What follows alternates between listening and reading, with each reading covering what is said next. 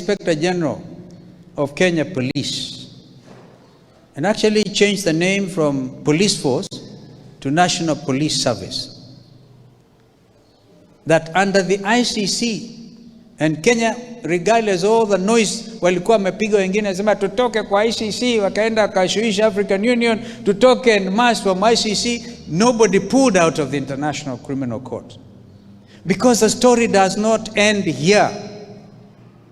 Hapa mnaweza kuhujumu hali ya demokrasia, mnaweza kuhujumu vile vile hali ya delivery of justice.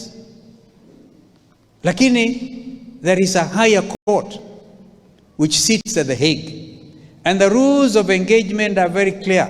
The person or persons bearing the highest responsibility, yani yule mwenye mamlaka, ikiwa ni juu ya timu ya polisi ambao wanaua wananchi kwa kupiga risasi kama swara, yule ambaye ametoa hiyo amri ndiye atakuwa held responsible, and of course individual responsibility as well.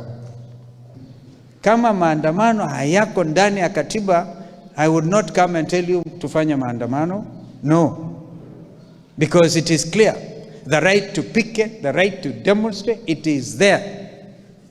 The only condition, ukifanya maandamano, usibebe silaha.